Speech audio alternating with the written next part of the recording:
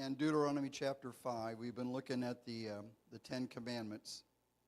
So say them week after week, you start to remember. First commandment, of course, thou shalt have no other gods before me. Number 2, thou shalt not make unto thee any graven image. Number 3, thou shalt not take the name of the Lord thy God in vain. Number 4 is remember the Sabbath day to keep it holy. Number 5, honor your father and your mother. Today we're going to look at the shortest verse, the shortest commandment. It's in verse 13, thou shalt not kill. 4 simple words, each one of them a single syllable. And what in the world can we say about this? I even went to Deuteronomy to see if it said it any differently. It's the same, thou shalt not kill. Pretty straightforward. But you know, there's still controversy about this commandment. I mean, who could argue you don't kill anybody? But you know, every Bible command will bring contention in some places. I mean, we're supposed to be pro-life, right? That doesn't mean we don't kill chickens or or cattle to eat meat. Have you heard people say that life is life? That an animal's life is just as precious as a human life? You can find all kind of odd opinions. Thou shalt not kill. Well, it is a foundation for the pro-life movement, that children in the womb are alive and they're human. It should be simple as that. So pro-life, we're pro-life for children, we're pro-life for the disabled, for the handicapped. But are there times and circumstances where killing is proper? Think about executions. Some people would say if you're pro-life, you wouldn't be for the death penalty. Well, I'll talk about it in a minute. What about going to war? And there are religious groups who will not go to war. They will not carry a gun. They will not kill another human life because of this commandment, basically. And I was thinking about the movie Sergeant York. A movie was made in the early 40s, I believe. Sergeant York was a World War I hero. How many of you remember seeing the movie? Have you ever seen the movie? A long time ago. Who's the guy that plays the preacher? Grandpa McCoy plays his preacher, Walter Brennan. So the story is a young rabble-rouser who was a heavy drinker, getting advice, but he got saved. He went to church, he went to the altar, and his pastor taught him, you know, we are pacifists, we don't kill, we don't shoot. And he was a target shooter. He would win the turkey shooting contest, you know, and in the movie it was his turn to shoot at this contest, and he makes a gobble sound, and the turkey sticks its head up over a stump and it gets taken out. Well, in the movie, he gets drafted, and he says, I can't kill anybody. It's against my religion, it's against my beliefs. And there's truth to that. I mean, it wasn't made up for the movie. He's in Germany, he was fighting Germany, I think, in World War I. And he sees the enemy picking off his fellow soldiers. And he sees a bunch of them, and he decides that it would be better to kill some of them than to have a whole lot of other people die. He and a few other men, there might have been 7 or 8 men, captured like 130 or 140 prisoners soldiers armed. They gave up because these guys were tearing them apart. I mean, it's a neat movie. But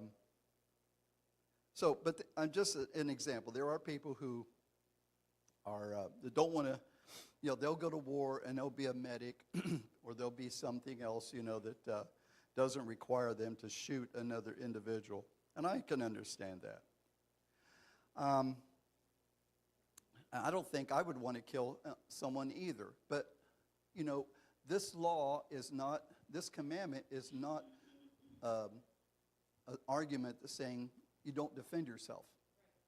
If somebody comes and tries to take your goods or to harm your family, then we definitely have a right to protect ourselves. Pro-life means defend the life of the innocent. It means defend the life of the helpless. It doesn't mean never to use capital punishment. Capital punishment, the death sentence, is kind of a joke in our country. It's not used properly. It's not working because of that. I think I have some statistics here. But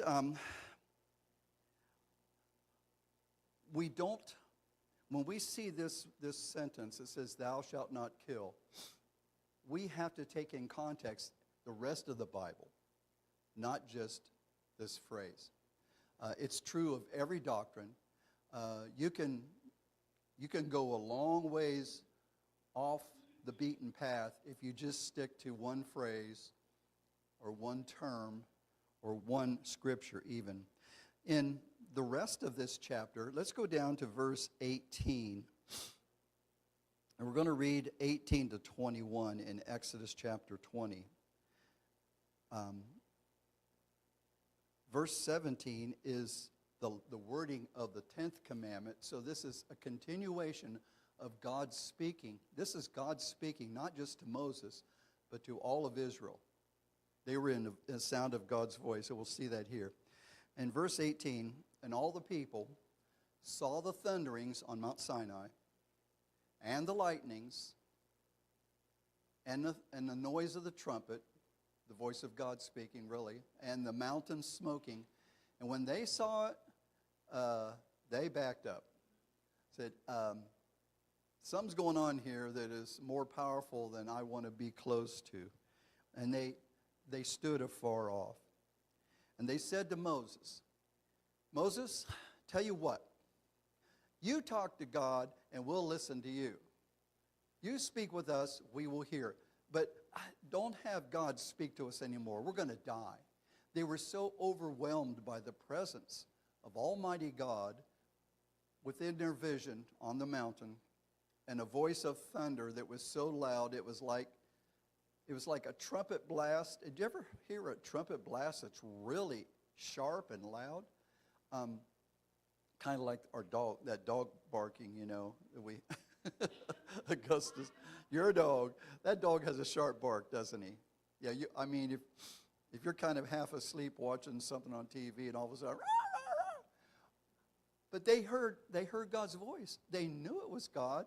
There were all of these other signs, and they said, we can't take this anymore. Moses, we'll listen to you. You speak to God. So Moses said in verse 20, Moses said to the people, okay, cool, fear not, for God is come to prove you, and that his fear may be before your faces, that you sin not. God wanted them to experience his presence, and it was overwhelming.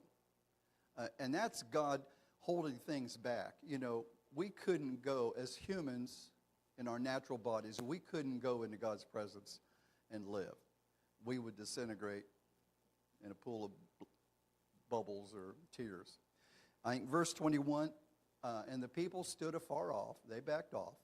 And Moses drew near to the thick darkness where God was. So that was the deal. So we're going to go to chapter 21.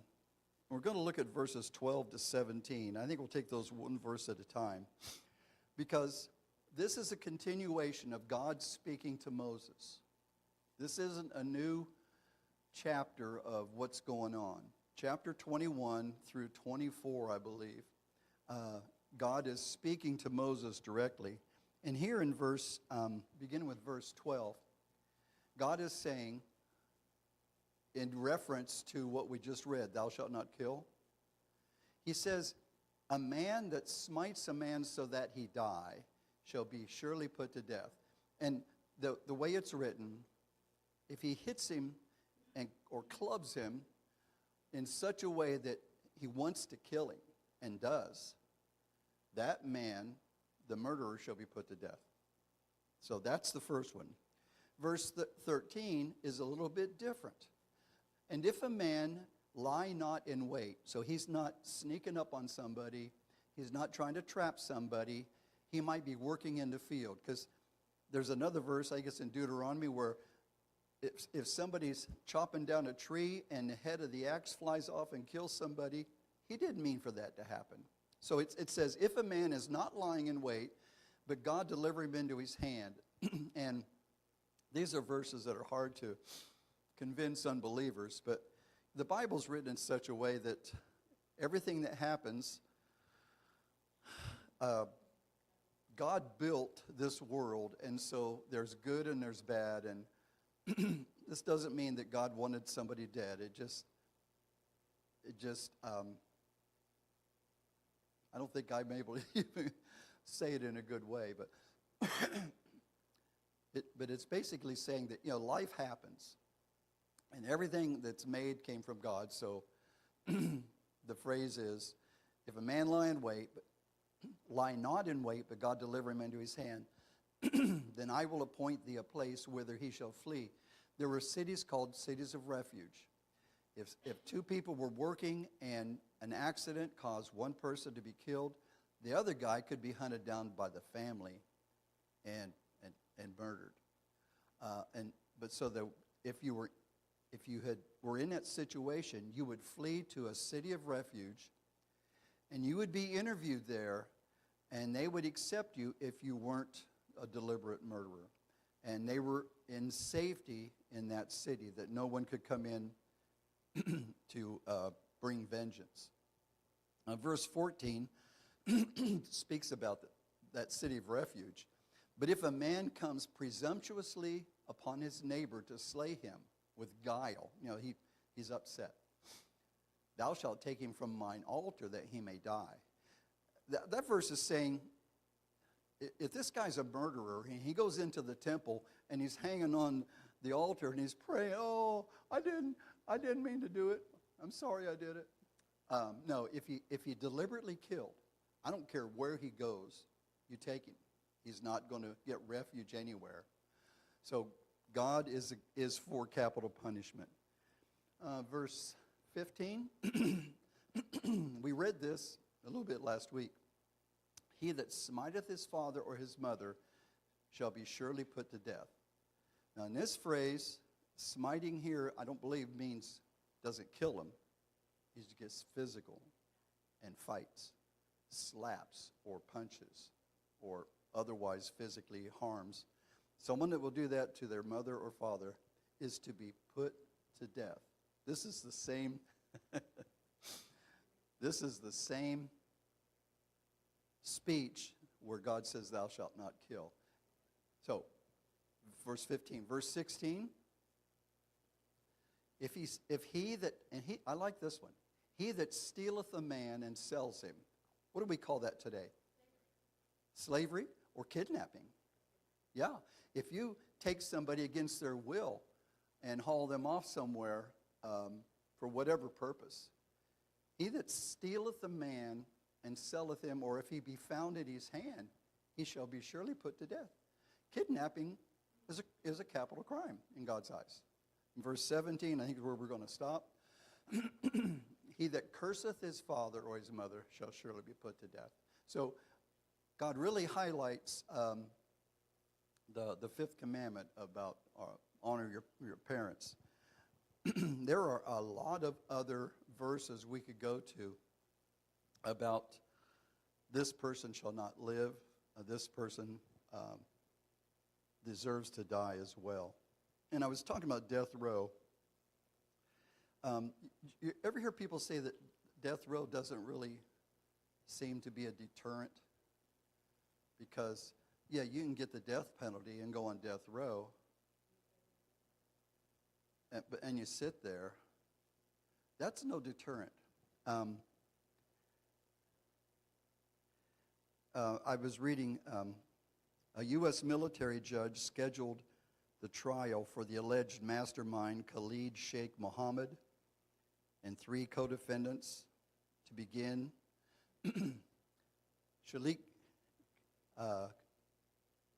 Khalid Sheikh Mohammed, they were co-conspirators in the 9/11 attack on America. What year was that? 2001. So they're decided they're going to actually start his trial sometime in 2028.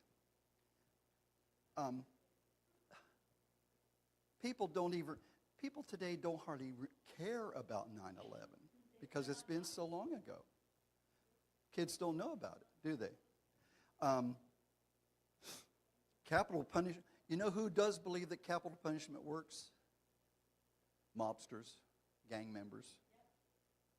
They use capital punishment if somebody wants to break away from their outfit. Turn to Ecclesiastes next.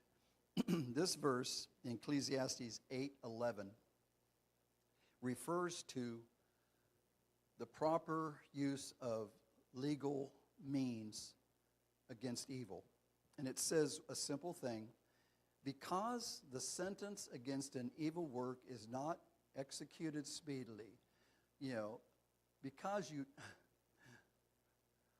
somebody robs or fights or whatever, and they go before the judge, and the judge lets them out on their own recognizance, that hardly makes them want to quit doing it. I don't know, we watch Judge Judy, but there's this thing that says, if a youngster, let's say a teenager, is caught shoplifting, oh, he has a good record, he's never done this before. You don't know if he's never done this before. He never got caught before. But if he gets caught the first time and gets let go, that encourages what? Worked once, try it again.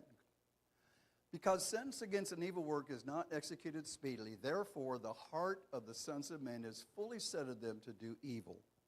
I looked up some statistics.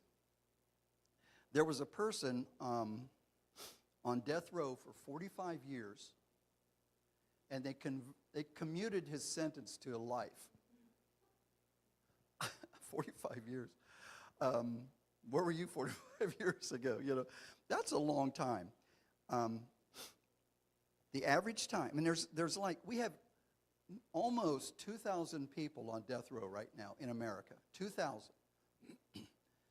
How long do you think the average, well, I won't make you guess, the average length of time is over 20. It's between 22 and 25. Death row. There's no wonder the death penalty doesn't stop anybody. Well, I can understand. I think every death row has an automatic appeal to make sure you get it right. But the co-conspirators for 9/11, the lawyers are able to delay it that long. That is not justice. That is not justice. So, God says, "Thou shalt not kill."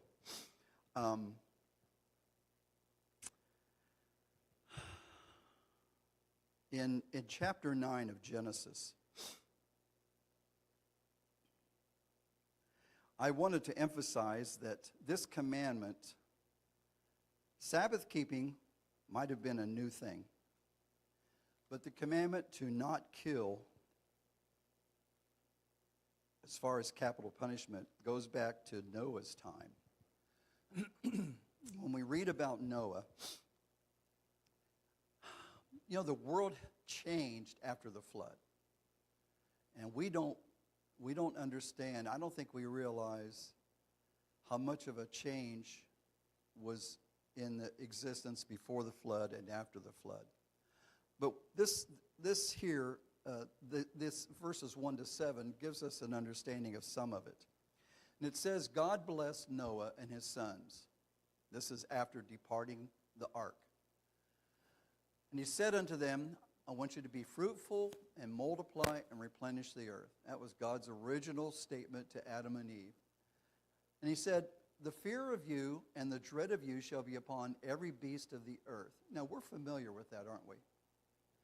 I had my TV on when I woke up this morning, and there's that guy in the wild, he lived with a grizzly bear or something. Do you remember that? Did you ever see that show on TV? It's like one of those wide world of whatever. What is it? Grizzly Adams. That's what it is. I think he died from a bear attack. I don't know. But before the flood, can you imagine there was peace between animal kingdom and mankind? We didn't kill bunny rabbits for food. We didn't kill we didn't kill chickens and beef. We didn't fish, Man and animal all ate fruits and berries and nuts and stuff from trees and on the ground. But it changed after the flood. The fear of you, the dread of you shall be upon every beast of the earth and upon every fowl of the air, upon all that moveth upon the earth, upon all the fishes of the sea. Into your hand are they delivered. There's a new relationship between animals and mankind. In verse 3, we read what God says, every moving thing that liveth shall be meat for you. You can eat anything that you want. There was no outlaw on pork at that time. Every moving thing that liveth shall be meat for you. Even as the green herb have I given you all things. You were vegetarian all your life. Things have changed. But flesh with the life thereof, which is the blood thereof, shall you not eat. You don't eat the blood. You don't drink it. You bleed the animal. That was big. Next verse says that in verse 5, surely your blood of your lives will I require. At the hand of every beast will I require it. At the hand of man. The hand of every man's brother will I require the life of man. That doesn't mean that God wants us killing each other. But God said the world has changed. But he says here in verse 6, and I think in verse 7, whoso sheds man's blood, by man shall his blood be shed. For in the image of God made he man. And when you read that, I don't understand why people who are in the Christian realm religiously say that if you're pro-life, you don't believe in capital punishment. From the very beginning of life after the flood, if you shed man's blood, then man is to shed your blood because we're made in God's image. I think we're going to close it there in verse 7. That's right. And you be fruitful and multiply, bring forth abundantly in the earth and multiply therein. When we read about the millennium and the kingdom that God is going to set up, how that little children will be able to play with creatures that are poisonous today, the lion and the lamb, and will lay down together. I don't know. I think I say lion and lamb, but that might not be completely quoted word for word because there's other dangerous animals that are listed. I didn't look up the verse. What is it? An asp. Yes, a child will play on the hole of an asp. A poisonous snake. Today it's poisonous. That's all going to be. It's going to revert back to the world we had before. We don't, like I said, we don't really. We're used to the world the way it is. Creatures that are dangerous. Where did I hear that there's a couple lions running around? Did you see that in the paper, in the news? African lion. I forget where I saw that. So seeing bears in our county is scary enough for me. But God is pro-life to the point that if someone murders another human being, their life is to be taken. It's not to be protected. It's not to be lengthened. It's not to be preserved. Thou shalt not kill. But we see that thou shalt not kill is a personal thing. Like, it is not my right to decide who lives and who dies, unless I'm being attacked or I'm defending my country. It's sort of like when Jesus says, if someone slaps you on one cheek, turn the cheek. We don't return evil for evil, especially on the level of insinuation, or somebody yelling at you, calling you dirty names, or telling lies about you. We don't respond to that. But when it comes down to protecting life and protecting our families, there is a verse I want to read in Leviticus 18:29. We do know, when we read the Old Testament, we read the story of the Exodus, that the people of God, this is the other verse, okay. This chapter, this is a chapter that we wouldn't read here for delicate reasons. It describes the sinful practices and the evil practices of the Canaanites. That's what chapter 18 is about. And as a summation, God says, whoever will commit any of these abominations, even the souls that commit them shall be cut off from among their people. Among other things, they sacrifice children to their gods on an altar, on a burning altar. That's why people relate that to abortion. It's killing children for your own pleasure or your own benefit. All of Canaan was to be killed. When they attacked a city, man, women, child, even animals, there was a cleansing because of the evil that was there, the evil presence of satanic, demonic practices and forces were to be cleansed. I put down Leviticus 19:14. I don't remember. I didn't put a note with it. I like this. Thou shalt not curse the deaf, nor put a stumbling block before the blind, but shall fear the Lord. Fear thy God, I am the Lord. Think about that verse sometime. Don't curse the deaf. Who are you hurting? They can't hear you. Or if you put something in front of a blind person so that they stumble, they're not going to know you did it. They're going to think they stepped on a rock or clothes that they left behind.